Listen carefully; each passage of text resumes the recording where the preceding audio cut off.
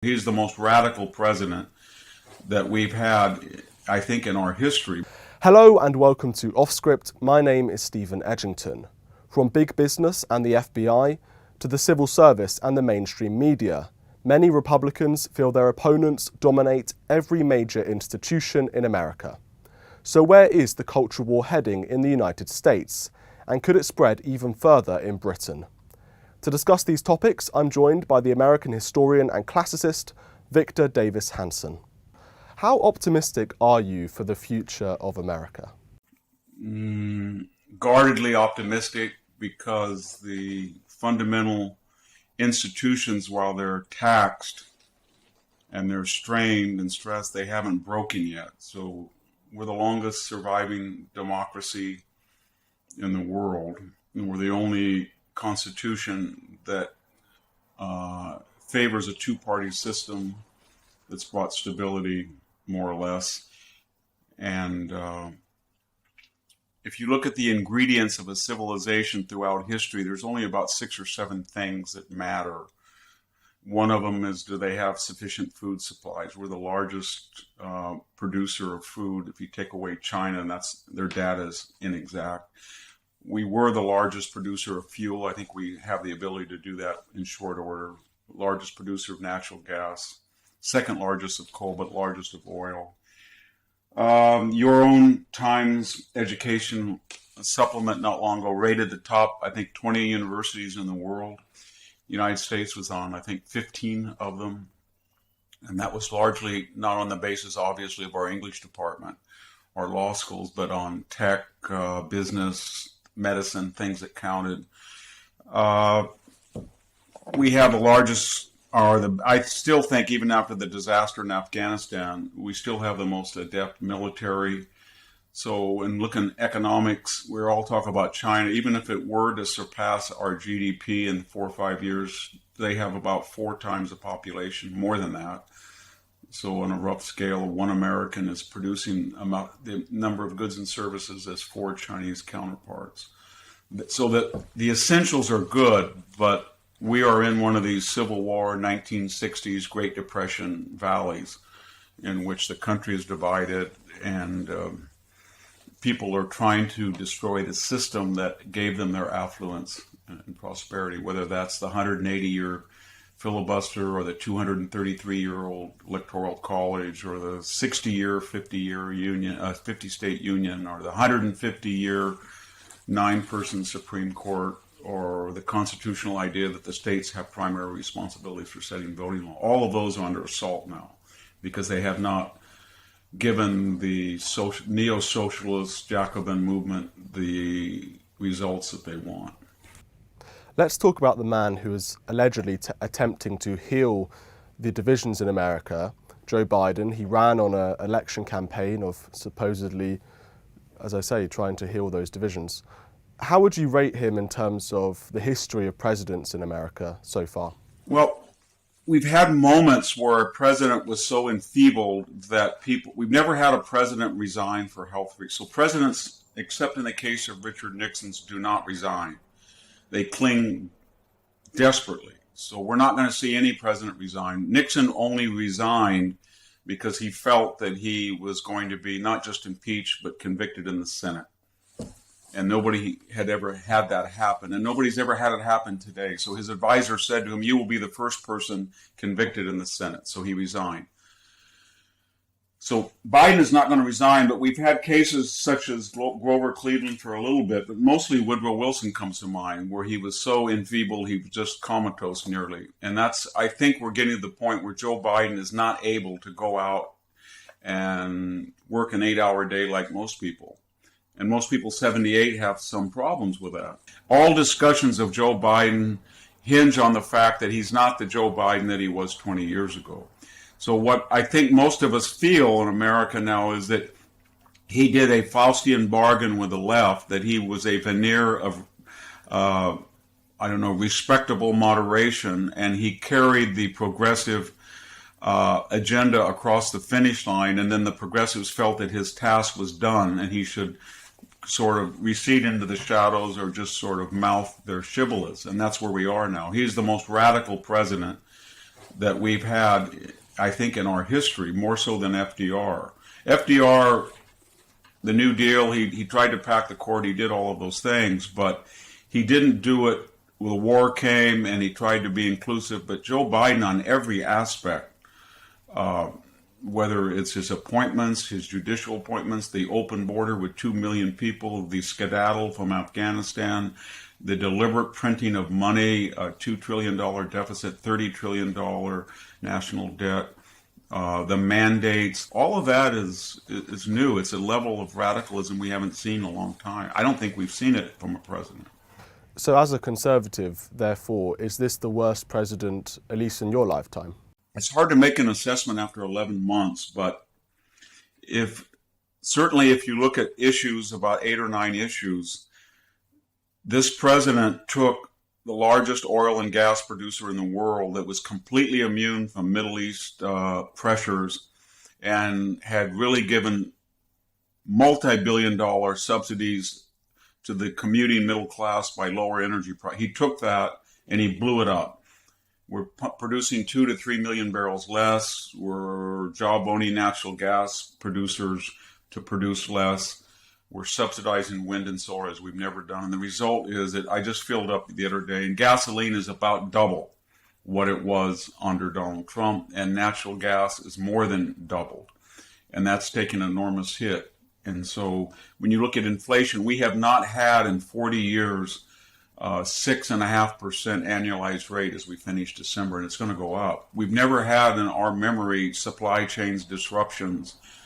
I flew over the port of LA yesterday and last month on a commercial flight. I've never seen anything like ships out on the horizon without absolute presidential inaction about that. We've never had 2 million people cross the border in 1 year. We've never had a defeat like Afghanistan.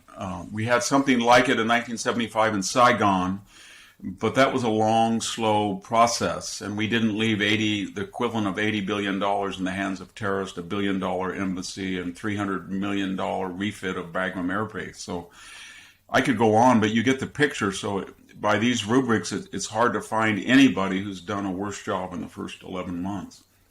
What about this central task of his to unite America and heal those divisions that seem so ugly during the last decade? Joe Biden does not want to unite America. The left does not want to unite America because they're not Democrats, they're not liberals, they're not even progressives now. They are hardcore radicals, and they believe that their agenda will never get 50% support of the American people. And therefore, they have 2 or 3 options in which they're choosing all of them at once. One is to change the system that I just mentioned, the institutional system, how people gain power, the new voting laws, or changing the electoral. The other is to change the constituency, bring in 2 million people a year from impoverished countries with no high school diploma, no marketable skills, and offer them immediate federal assistance, and then grant them amnesties to vote. We're seeing 800,000 illegal aliens probably vote in New York local elections. And then, so they want to change that demography, and they want to change the system, and they want to use institutions that were nominally neutral. I'm talking about the FBI, the CIA, the Pentagon, the IRS, and the DOJ. Each party tried to politicize them, but they had credibility. Now when we look at a John Brennan, what he did, or James Clapper, or the retired military, or a Mark Milley in the Pentagon, or what the IRS does, or what the DOJ did, they are now active participants in whether it's climate change or transsexual, transgendered operations, or women in combat, pregnant women as Air Force. They have a social agenda. And then finally, they believe they do not need the majority of Americans to enact this transition to a radical socialist democracy from a constitutional republic, because all the methods that we in the Western world use to communicate and disseminate information, Google searches, Facebook, Twitter, email, they feel they can control it, and they can censor and adjudicate who gets to participate, the order of a Google search to reflect certain agendas. And that is force multiplied when you look at professional sports, Hollywood entertainment, K through 12, academia, Wall Street, the corporate boardroom, foundations, and the print and traditional media. They feel they have all of these levers and they can manipulate public opinion, or they can gain power through them. And they really don't like democracy, or democracy in the sense of people being able to vote on referenda. Notice that they told us when Joe Biden won that this was a referendum on the beauty and strength of democracy. And then when his polls crashed in August after Afghanistan, they've never recovered. We're told in 2020 democracy is broken, or in 2024 there may be a coup, or we have to be careful. In other words, that they've never liked the people. They only consider democracy useful when it promotes their agenda, and that agenda is usually only reified when there's a sense of crisis. COVID, Donald Trump, something like that. 2008 meltdown. That's how they come to power. There's so much to unpack there, and we will do so throughout this interview. The first thing I want to mention is Americans' foreign policy. You talked about Afghanistan, the withdrawal from that, obviously was seen as a huge disaster. Joe Biden ran on a platform of wanting to restore America's image abroad. He said America is coming back, America is back. He saw Donald Trump as a sort of crude, ignorant person who went around annoying and angering our allies. Do you think that America has restored its reputation abroad with Biden's presidency? Yeah, I do. And in ways that Joe Biden, were he in the opposition now and younger and more hale, would absolutely agree with. We convinced our European and British allies to go into, say, Afghanistan, and they were there for nearly 20 years. And they suffered enormous costs, casualties, not as much as ours, but they attacked us and not the Europeans or the British, but they came. And so when we decided under Joe Biden that we were going to get rid of the 3,500 Americans and the project was no more viable, then the first obligation would have been to go to our NATO allies and say, look, we're going to withdraw, but we came here first and we're going to withdraw last. And we suggest that we do this in concert. Instead, we just skedaddled and we left all of our allies to fend as they could. And then when we had this 2-year Russian collusion hoax, first of all, we lost the Russians as autocratic and untrustworthy as they are and vicious. We usually, in a realpolitik fashion, balance them off with the Chinese. And I think Henry Kissinger said neither one should be a better friend to each other than they are to us.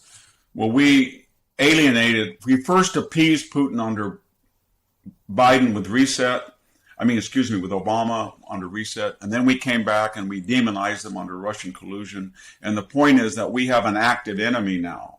And that's okay because Putin is no friend of anybody's. But if you're going to polarize and have an active enemy and demonize them, then you talk loudly with a twig and you're in trouble. And that's what we're doing. So the NATO alliance, especially the Eastern Europeans and the Baltic states, no longer believe that the NATO alliance or the quasi-NATO alliance or being a border member of a NATO alliance part means anything. And I think Germany is another good example that is no longer fully a Western power anymore in the traditional post-war sense. So, yeah, I think Donald Trump, for all of the criticism he endured, he did create a consortium in the Pacific and Asia of Australia, Taiwan, South Korea, Japan, the Philippines that were beginning to try to contain this new sort of greater East Asian co-prosperity sphere under Chinese auspices. But the Europeans and the Westerners got what they wanted because they were even more fiercely anti-Trump than were the American left or the American never Trump right. They wanted what they got. And a lot of us warned them that if you just ignored Trump's rhetoric and look what he actually had done, he had increased NATO expenditures by $100 million on military budgeting. And he had been very strong with Putin. He had sold the Ukrainians offensive weapons. He'd upped sanctions on the Russians. He flooded the world with cheap oil that the Russians hated. He killed 200 mercenaries in Syria that tried to attack a U.S. installation. He got out of an asymmetrical missile deal.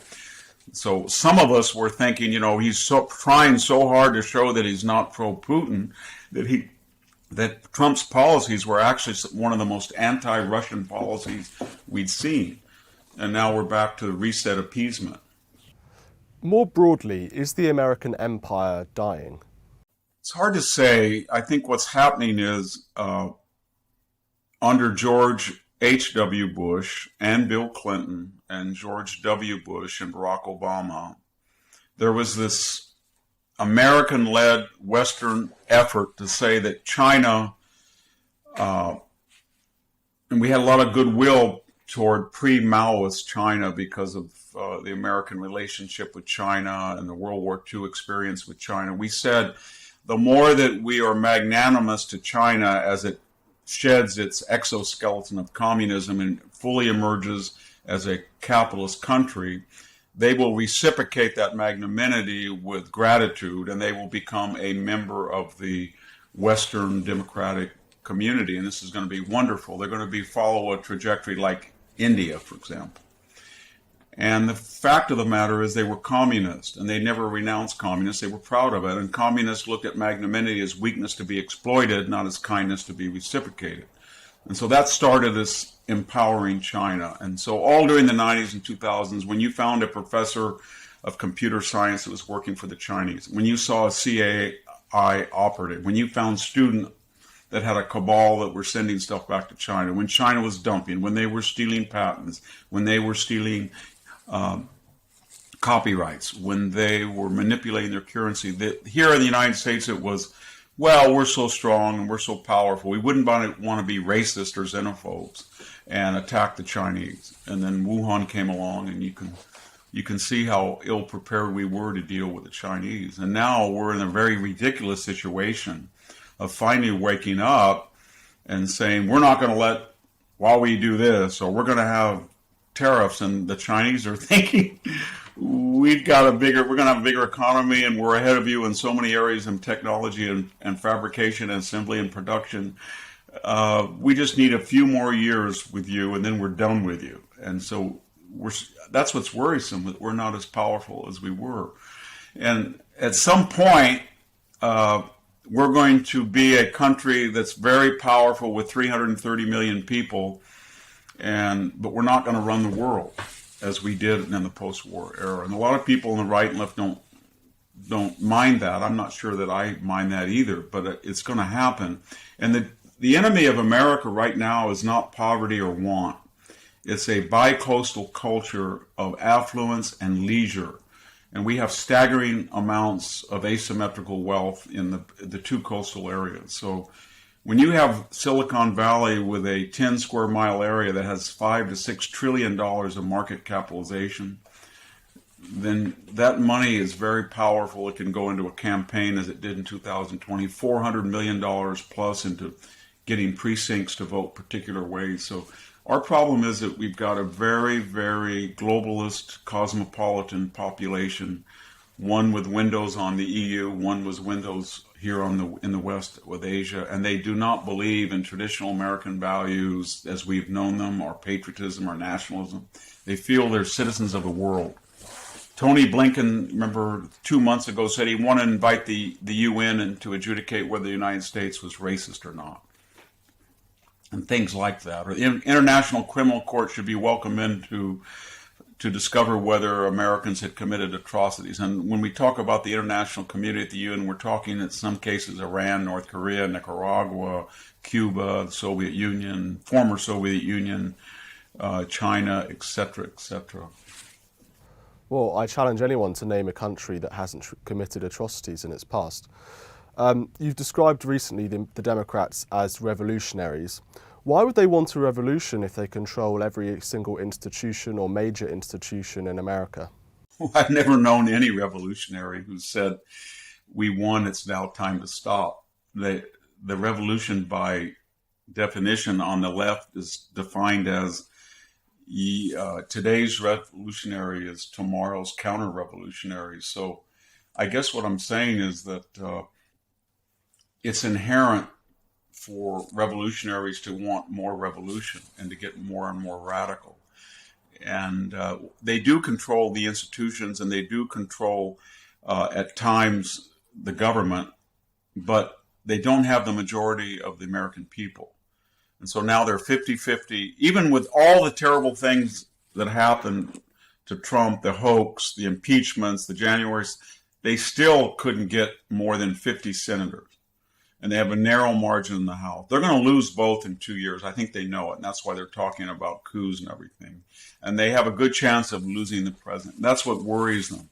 If you look at a map of the United States and you see two blue strands on the coast, and then one around Austin and one around the Great Lakes, and that represents about 48% of the population. And then the entire country is red in between. 90% of the geography and about 51 or 52% of the people.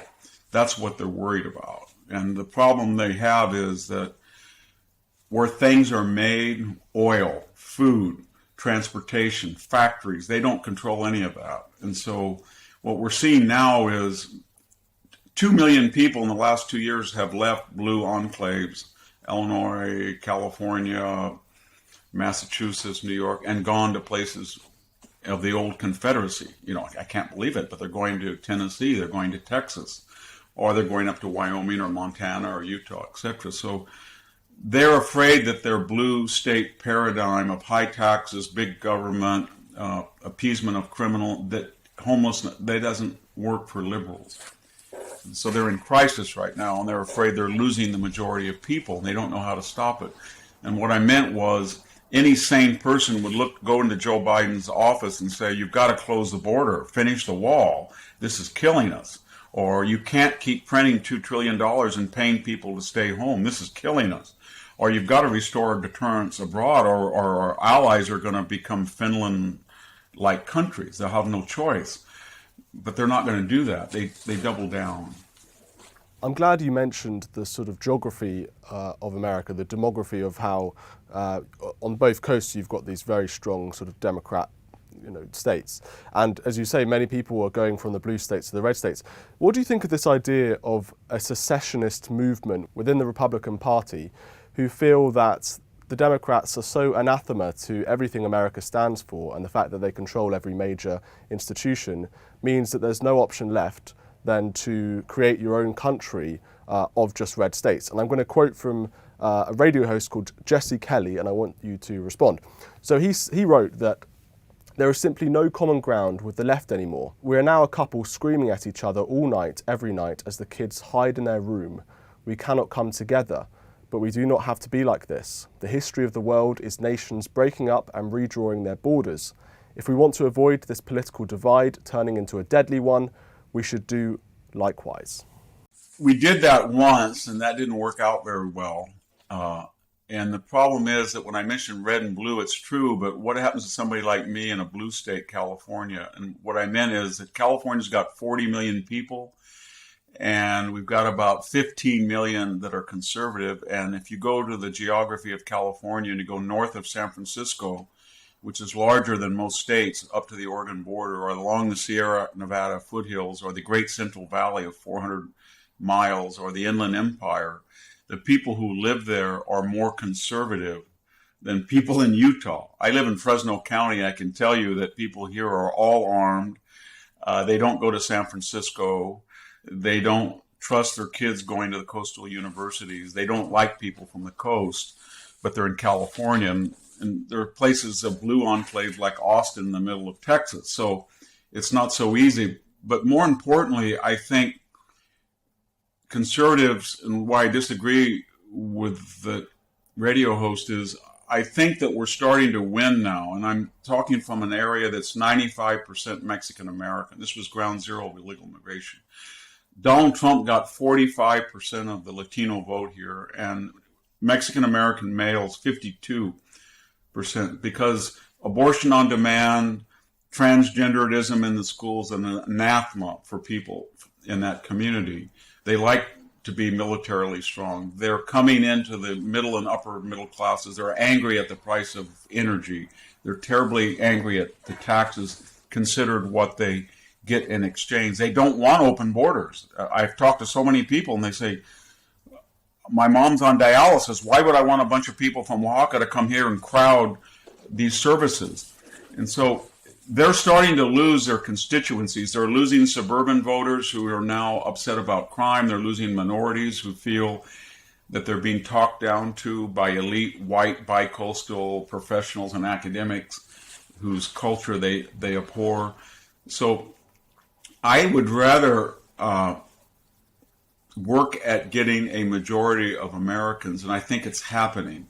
And Donald Trump sort of kicked in this door, and then people found out you could appeal to the deplorables. You could get tough on China. You could close the borders. You really didn't need optional military engagements when you were facing existential enemies like China. And so that opened a lot of avenues, and we have more and more Republican and conservative candidates have kind of refuted the old John McCain, Romney. We have to open the border or Hispanics won't like us. We've got to get China into the world community by giving them more concessions. Let's write off the assembly manufacturing. We don't do that here in America anymore. So I think there's a good opportunity in this midterms to see a correction of a magnitude we saw in 2010 or 1994, maybe 50 to 70 seats.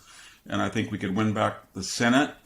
And at that point, Joe Biden will be, if he's still in office, will be relegated to just an executive order president barking at the moon, because he doesn't have the charisma or the cognitive ability at this point that Barack Obama did when he lost both houses of Congress. Does it matter when you vote in Republicans? Because many would argue that the left's domination of big tech, of the media, of almost, as I mentioned earlier, every institution from the FBI downwards, means that simply when you elect these politicians, they can actually impact very little. And the other argument that some Trump supporters would say as well is that even when you're electing certain Republicans, they simply support the same system that they believe to be working, these kind of Bush-era Republicans. So do you think that there's any point in winning these elections in any case? There has to be a point, but you've sort of outlined exactly what I wrote in the book, The Dying Citizen, in the chapter, The Unelected. I said we have 2 million people in the federal workforce, and 40% of Americans work for some form of government.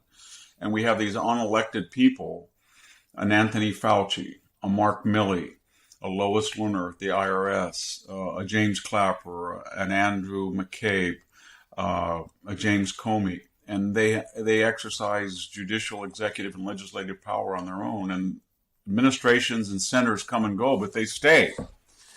And they have to be held accountable. And they lie under oath. We know that Clapper did. We knew that Comey feigned under oath 245 times he couldn't remember. Robert Mueller didn't know what the Steele dossier was, apparently, even though it was the center of his investigation, et cetera, et cetera. And so we have to hold those people accountable. And your other point is valid, that when you have the traditional blue blood, silk stocking Republican wing that's in that New York-Washington nexus, they're so integrated with the left, whether they're Supreme Court judges or whether they're senior senators or even administrations, that they feel that they have more in common culturally and socially with their counterparts than they do with their ideological allies, supposedly in the Midwest or something. So a lot of us have talked about that. How do you stop that? And one of them is, I think it seems simple, but you can break up Washington. I don't know why the FBI is in Washington. It should be in Kansas City. I don't know why the Department of Agriculture is in Washington. It should be in Fresno or Texas somewhere.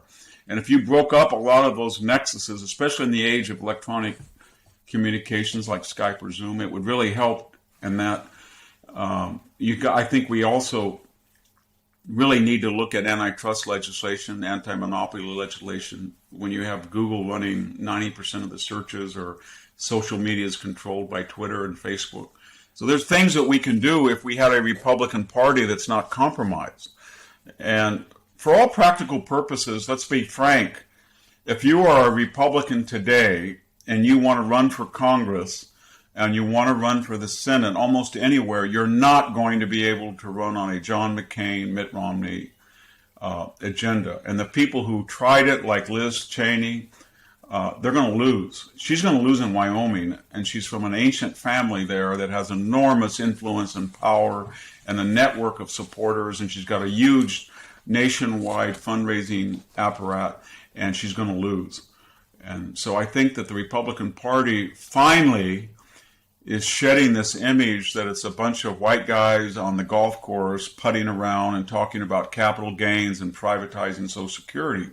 And it's a party of the middle class, in contrast to the Democratic Party that despises the white working class, we know, but really the entire white working class, and is a party of very, very wealthy people, the Bill Gates, the Warren Buffetts, the Zuckerbergs, the Bloombergs, and then the subsidized lower middle class and poor.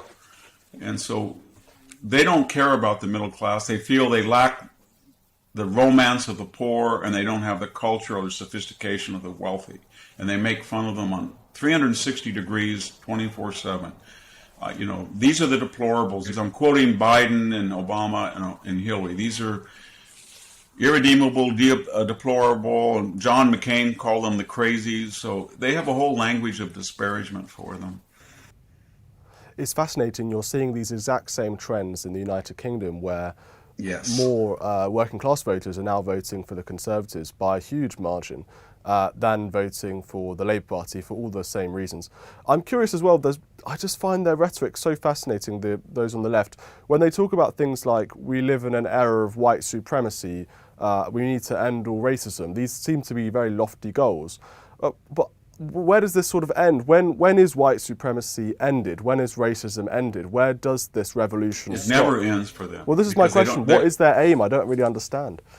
I think part of it is psychological in two ways. And this is kind of a tired trope, but I do think there's something to it, that when somebody loses any sense of transcendence, that you don't believe that there's something after this world, or there's powers in this world that cannot be calibrated, that require faith, then you find you have an inner human need for that.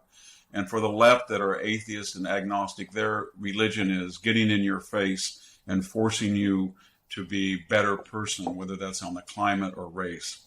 And that explains the frenzy. The other thing is more, I'm not a Freudian or Jungian, but there is something to the idea that we have created, if you go to Palo Alto, California, where I work, or you go up to Woodside or Atherton or Hillsdale, or the Upper West Side in New York, or suburbs of Cambridge, Massachusetts, or Austin, Texas, the bluest of the blue places, they're almost all, Portland, the most radical city of the United States, is 96% white. So what I'm getting at is a lot of these very wealthy white people feel more comfortable with white people.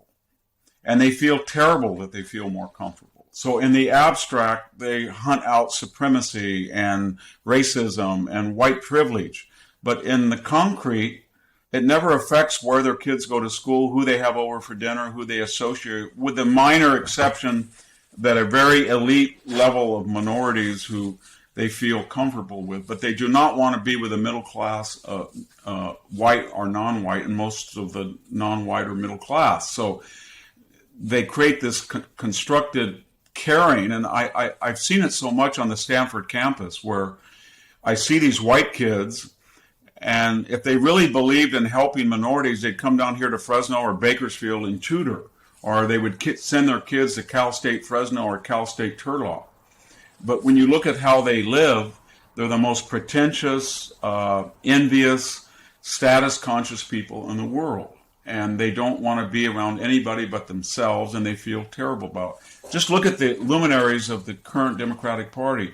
Nancy Pelosi lives in a huge home in San Francisco in a gated Napa Valley palazzo. Gated. Mark Zuckerberg has a 50,000 square foot home on Hawaii with a wall around. They hate walls. They say they don't work.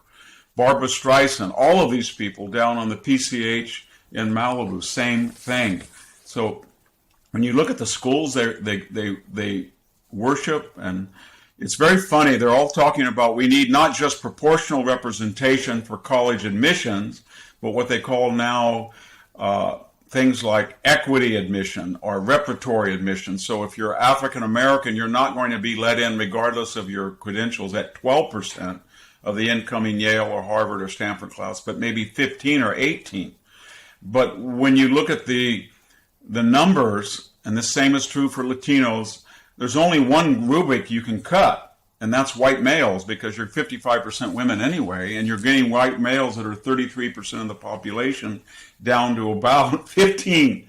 And who does that hit if they're not a legacy? You're not a multimillionaire to give the money to buy your way in. It hits the children of the white professional classes. And so what are they doing right now? And I can attest this from firsthand knowledge.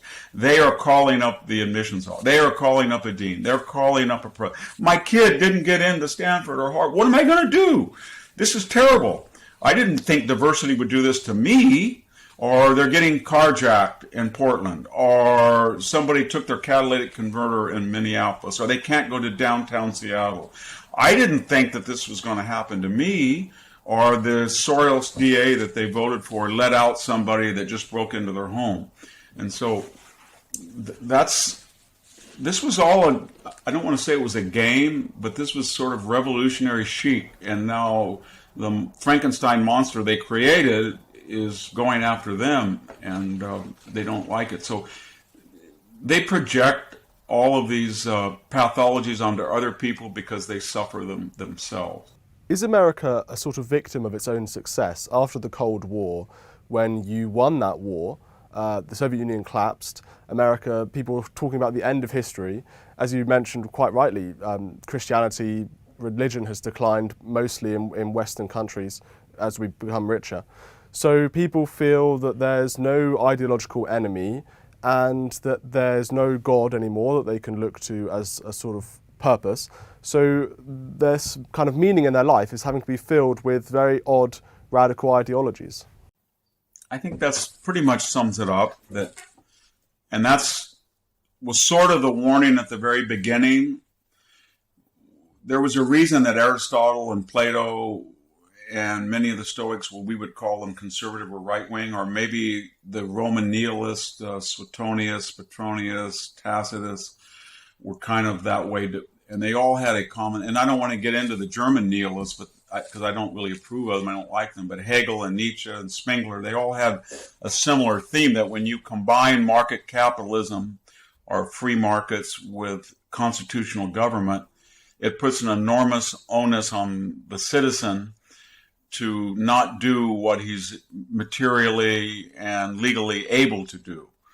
And that what the Romans call luxus, or decadence. And so if you don't have a religious concept or a religious community or a family support network or a small town shame culture, and you've got all this money and all this freedom, human nature being what it is, there's no brakes on your appetites.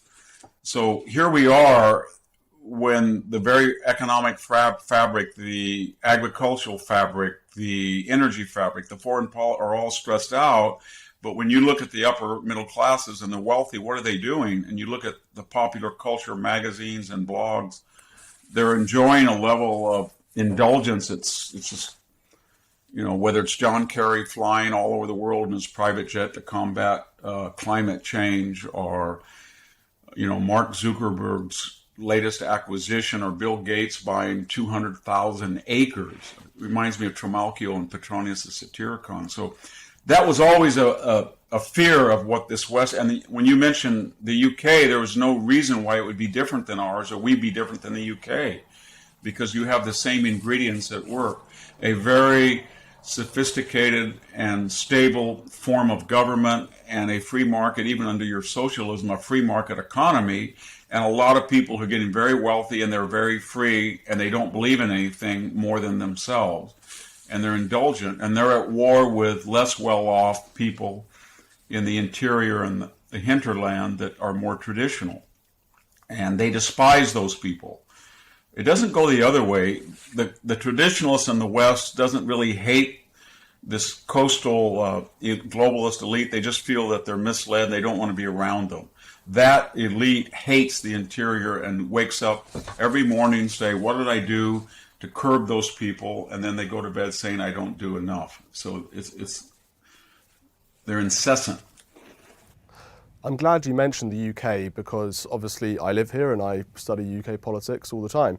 And what's fascinating is that in 2016 we had a similar political revolution to the United States. We had this Brexit referendum, and in many ways that opened the door for a political and economic revolution. Obviously, we're leaving this huge trading bloc which had so much power over our laws and over our lives. And yet, it doesn't seem to me that in Britain we've had the same kind of culture war or same kind of political revolution as we've had in the United States. And in particular, Conservatives here seem to be far more happy with the situation in which institutions are run by our ideological opponents than in America.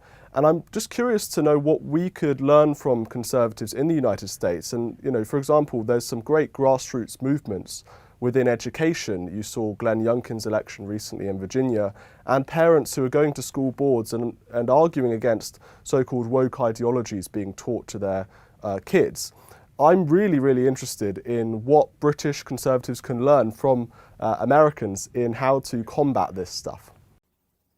I think one of the things that conservatives learned, and they didn't, not that they're particularly original, but they are brave and they are traditional. And they've learned that the new coastal leftist elite is not your old Democrat, your Hubert Humphrey, or even your Bill Clinton, but they're elitist and they're revolutionaries, and they don't like the middle class. So what conservatives have been doing is, when you look at those tapes of the Virginia parents, the first thing that strikes you is there's an Afghan refugee yelling at the school board. There's an Iranian refugee.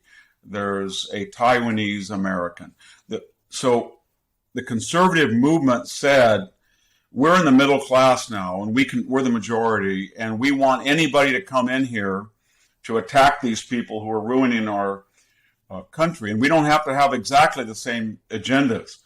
But if you're Mexican American and you don't want your daughter in Salinas to be told that she's really a man from this spoiled brat white teacher that came out of UC Santa Cruz, then join us. And if you're living in the inner city and you're an African American and you're armed to protect your family from nightly shootings, you have a right to be armed. That's your constitutional protection. So conservatives found a populist message that transcended race and replaced it with a class conscience. It's a little bit more difficult in Britain because your class consciousness was always more extreme in the sense that we were more upwardly more mobile, and you had a kind of a class system, so you had people who were very resentful. It was that old metaphor in the United States. If you saw a Cadillac in the 1960s, you went over to the guy and goes, how much did it cost? How could I get one? Great car. If you saw one in Britain, you wanted to kick it. And so it's harder in Britain, but I think British conservatives could try to enlist people that the left, through their open door policy, thought would be permanent constituents. And they actually come from traditional cultures, some of them, that can be inclusive and included. And then when that happens, you'll be surprised how quickly a lot of the people on the left will not want open borders. I noticed that we had about 80,000 Cubans that wanted to come here, and the Biden administration stopped that on day one. And they do not want anybody coming in the United States from Venezuela or Cuba. They just do not want it, and they're open about it. They want people from the Caribbean, or not from northern Mexico, from southern Mexico, indigenous people who might be good revolutionary fodder for them. The woke movement, according to some, is simply a fad. They argue that their ideas are fundamentally flawed and unsustainable. They go against human nature. Do you think that it will simply sort of wash away over the next few years in a very quick way like McCarthyism did? Or is wokeism here to stay? Well, just because an idea is contrary to human nature, Bolshevism was contrary to human nature. And that's what the Russian aristocracy said, we can kind of hang around with Kerensky a little bit, or we can give a nod to Lenin, but we're here to stay and it's going to pass. And it didn't, even though they had no support among the people. So bad ideas that have minority support can be very quickly institutionalized if they use the necessary means to get there. So This is a revolutionary neo-Marxist socialist movement, Jacobin movement. They have no public support. That's true. It's contrary to human nature. But that does not mean they will not be successful in implementing it in the schools and the popular culture if they're not challenged. Once they're challenged, and once you're bold about it and say, you can cancel me, you can do anything you want, it has no effect on me, and people start doing that, it will collapse. I'm kind of a pessimist about human nature. I think these things, I grew up, as a kid during the 60s and saw that. About every 20 years in the West, there's sort of this fad, this hysteria, Salem witch trial, McCarthy, Me Too, Black Lives Matter, where they start out with maybe an understandable worry, and then they go completely crazy in a mass consensual society, and then the traditionals have to put it down. And it's kind of like mowing the lawn. You can't let it go out. So I don't think the wokeness is going to stay, but it could stay if people don't resist it. Everybody that you talk to now in the United States has had it with it. So a lot of these movements keep going and keep going and keep going. It's like a car that ran out of gas and you put it in neutral and it coasts. And so it's coasting now, but the ingredients, Black Lives Matter is totally discredited. The founder of it, Ms. Quellars, has got her fourth home. She moved to White Topanga Canyon. First thing she built was a $35,000 security fence. BLM came out and said, this is racist. Jussie Smollett is innocent. This was a real attack. I mean, they've completely jumped the shark, as we say, and they're discredited. And Me Too died when Tara Reid came out of the woodwork and said, this man who's going to be president sexually assaulted me, and here's a witness. And all the people that said women must be believed said, not this woman. He's the only guy we got. So that's what will happen, but we as traditionalists have a duty to our forebearers and our children to stop this, because it will do a lot of damage, and it has done a lot of damage. And I have no patience with a lot of people on the conservative side, the never Trump right, who feel that they can continually harp on January 6th or Donald Trump said this or that. It's almost like there's a little bit of smoke in the kitchen, and I'm going to get out of the house when the whole house is on fire, and they don't really care about that. And they gave us Joe Biden in a close election. So this idea that we're all going to play by the Marquess of Queensberry rules, and if you don't, then your whole side is discredited. That's nice in normal times, but right now we have an existential threat, and everybody, according to the station, has to speak out against it. And if you don't do that, then you're aiding and abetting what will be a revolutionary takeover of the Western world. Victor Davis Hanson, thank you so much. Thank you for having me. Joining us.